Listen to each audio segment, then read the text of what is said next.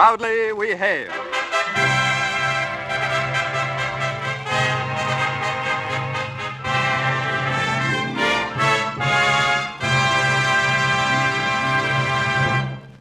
Hello from Hollywood, ladies and gentlemen. This is C.P. McGregor speaking, and welcoming you to another performance of Proudly We Hail, a program presented by your War Department. Through the courtesy of the Hollywood Coordinating Committee, we welcome Mr. Allyn Joslyn as the star of our play, Authors Are Such Dopes, written by Tom Petty with music by Eddie Scrivanik.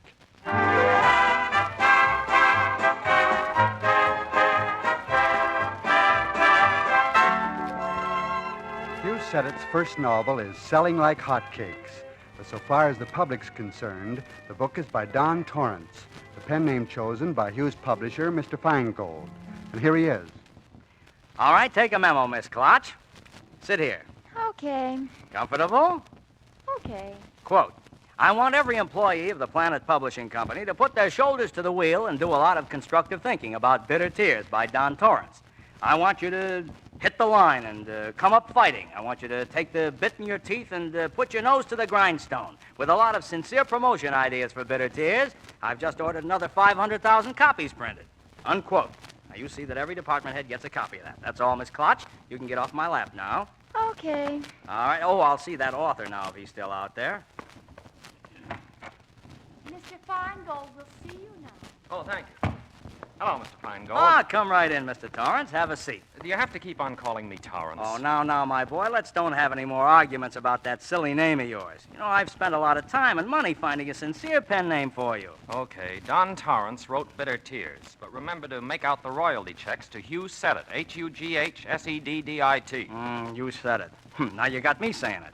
No, my boy, you better have your name legally changed. You know, a friend of mine named Smelt had his name changed to Lincoln Washington, Jr. and got rid of 2 generations of Smelts at the same time. All right, I'll think it over. After all, a herring by any other name would smell as sweet. Oh, never mind about that. Now, I had you come in here today to start you on your lecture tour. But I'm busy on another book. I want to do something serious this time, something worthy of the name of Seddet. Oh, please, don't joke with me. I'm a busy man working day and night to make you rich. But I'm not joking. Well, neither am I. Now, it's in your contract that you speak to these women's clubs and you help sell the book. All right, Sam Legree. When do I start? Wisecracks all the time, wisecracks. Tonight you take the train to Hill City. You will be the guest of Mrs. J. Stanley Updike, and you'll speak to her club. And I'm to speak about Bitter Tears. Well, certainly. Now, everything is arranged. Next week you will speak in another city. And the next, and the next. I'll go, but sometimes, for crying out loud, I wonder why I ever wrote Bitter Tears.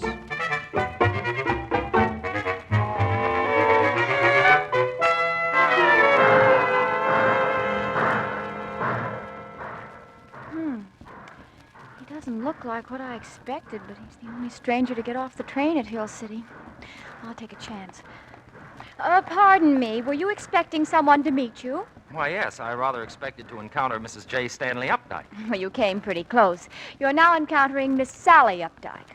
I hope you're a good driver. As a matter of fact, I am. I took first honors in my class in college for one-arm driving. Now, did you? I don't believe they told Mother she was getting a college man. I'm afraid Mr. Feingold's slipping. Oh, you know, I think I'm going to enjoy this assignment. Well, you move in fast. Don't you think we should decide about you first? Possibly. Is this your car? Yes, but you'll be driving Mother's most of the time. It's a bit more sedate. All right, let's go.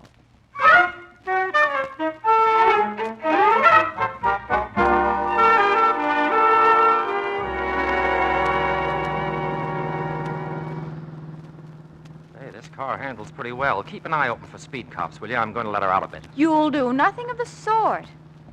Do I just call you Jeems, or do you have a name? What? You mean you don't know my name? Of course I don't know your name, but I'm sure you must have one. Well, certainly I have a name. Hugh Seddet. I said what? Hugh Seddet. That's my name. Oh, no, it couldn't be. I'm afraid it is. I guess I'm stuck with it. You said it. Never mind, Mother will give you a new one. What is this, a conspiracy? Everyone trying to change my name? I'll... Sure, I know what you'll do. You'll pull into that driveway on the left. This is where you work, Hugh said it. Well, nice, cozy little 20-room dump you've got, Miss Updike. Oh, we're glad you like it. You can put the car in the garage. I think I'll leave it parked right here. I never did like bossy women.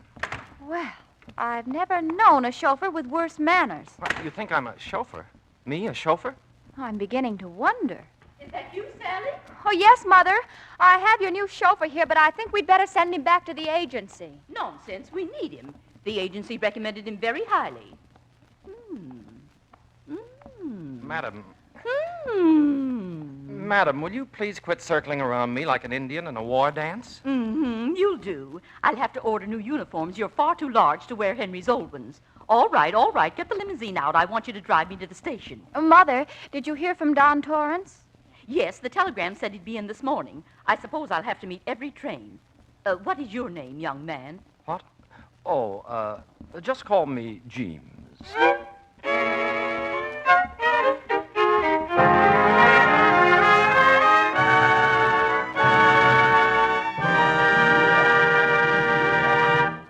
We pause briefly from our story, Authors Are Such Dopes, starring Allyn Joslyn, to bring you an important message from your War Department. Imagine that you're at your local airport watching a nearby Army jet-propelled plane. Suddenly, with incredible speed, the plane takes off and in an instant disappears. Then you hear the roar the engine made as the plane left the ground, out of sight before you even heard it take off. That's speed. Is this just a tall story, some fantastic machine of a distant future? No, indeed. Already the Army has planes that fly faster than the speed of sound. Already the Army has developed radio-controlled rockets that can fly 7 times as fast. Aviation is just one of many fields in which our new regular Army is daily making new discoveries. Army technicians are doing research and development in such fields as photography, engineering, medicine, radar, and others of a scientific nature. If you're a physically fit young man between 17 and 34, there's a worthwhile career waiting for you in the Army. Your local Army recruiting station will be glad to tell you about it today.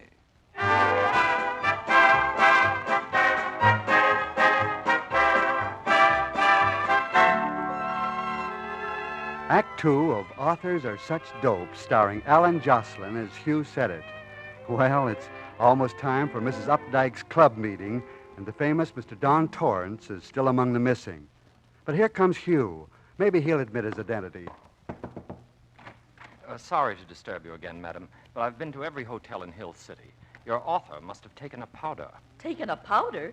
You mean he's ill? He means Mr. Torrance has run away, Mother. Oh, if that word slinger's in town. He's traveling, if I may coin a phrase, incog. Say, you sound like a character out of Bitter Tears, Hugh said it. Darling, I wish you wouldn't use those awful slang expressions. Oh, dear me, and I did so want Don Torrance as my guest. I've told everyone he would be with me, and they're dying with envy. Now they'll laugh right in my face. Perhaps I'd better take another look around town. Perhaps you had. I've an idea I can find this fellow Torrance, but you'll have to help me. Go with him, Sally. I don't know how I'm ever going to face Lena Klotzmeyer. She had a poet as her guest last week. Well, you just walk right in and tell all of them that Don Torrance has been delayed, but he's expected at any minute. Well, suppose he doesn't come. What if you can't find him? Don't worry, Mrs. Updike. Don Torrance will be there, or I'll produce a reasonable facsimile thereof.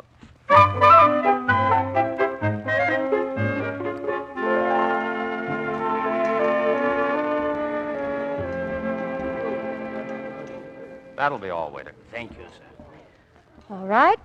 Here I am in the Palace Hotel having tea with my chauffeur. I think you'd better start explaining, Mr. Torrance. Oh, so you do know who I am. I've known ever since you parked my car in front of the house. Then why did you introduce me to your mother as the new chauffeur? I wanted to teach you a lesson for trying to fool me at the station with that corny name. But my name is Hugh Sellett. Don Torrance is a pen name selected by my publisher. I never can remember to use it at the right time. Why didn't you tell Mother who you really are? Oh, I don't know. I had an idea it might be fun playing chauffeur with you around. Oh, you did? Yes, and it has been.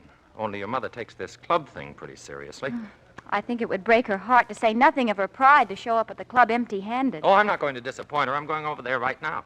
But she won't accept you as Don Torrance. Have you forgotten? You're her new chauffeur. Well, you'll go with me. We'll break right in. You'll introduce me as the author of Bitter Tears, and I'll take over from there. All right, Don. But this one's on you. Do you have to call me Don? If I don't, you'll probably forget who you are. Maybe you're right. Anyhow, I kind of like the way you say Don.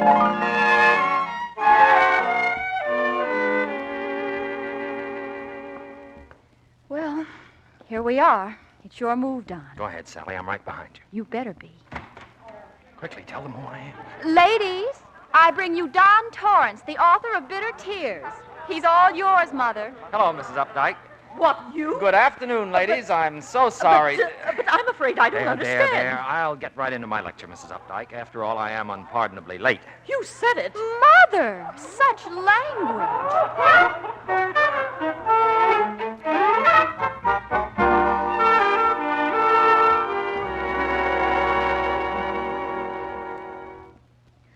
I was never so glad to get home in my life. My chauffeur walking right into the club meeting and impersonating Don Torrance. I won't permit him to accept all those invitations from my friends. Mother, will you please calm down and listen? He is Don Torrance. He did write Bitter Tears. He's my chauffeur, and I invited my friends to a dinner party for my chauffeur. Well, how are we going to convince her? Well, I'll have a talk with her later. Let her go to her room and rest. Maybe she'd rather have a good chauffeur than an author around. Why can't she have both? Why not? I'm in love with the job. Is it the job, Don? The job and, of course, my employers. Employers? So you sort of like to narrow things down, don't you? What do you think? I'll show you what I think. Oh, nice. You and I are going to have to do a lot of thinking. Right now, I could write a book about this sort of thinking. And I could help. But there's one thing you're going to have to do. I know. I'm going to have to persuade you to change your name. That's good sound thinking. But you're going to have to change yours first. You said it. We'll do it together.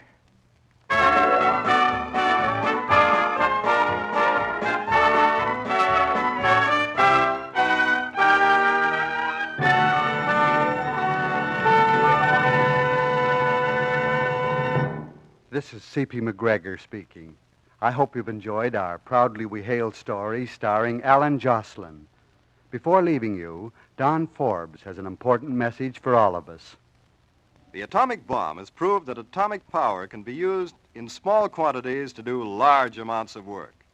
This new power is a development of the United States Army. Although first employed for a military purpose, this new form of energy has unlimited possibilities for civilian use. Skilled men are needed to handle the new apparatuses and equipment of this age. The regular Army is composed of such men. They are educated to a special mechanical trade or job for their part in the Army's program. Atomic energy is but one phase of this program of scientific experimentation. Others are supersonics, the complex problems of speeds faster than that of sound. Radar, the location of material objects through the reflection of radio waves. Jet propulsion, medicine, engineering, communication, photography. These are some of the fields in which Army technicians are making scientific advances. Over a 6-week period concluded by the AAF conference, June 3rd through 5th, Air Force technicians set 20 new world records in aviation. This is a result of Army research and development in the field. Besides providing for national defense, our Army has an important part in further scientific progress. A soldier is more than just a man in uniform. He is specially trained and educated in one or more fields of knowledge. He is an expert in his line and a part of an organization engaged in scientific work. In peace as in war, the Army serves mankind. There are few careers of such a beneficial nature open to intelligent young men between 17 and 34. You are urged to go to your nearest Army recruiting station now and find out about the unusual opportunities in a regular Army career. Thank you, Allyn Joslyn, for your wonderful performance on our program. Proudly We Hail will come to you again over this station next week. Listen in.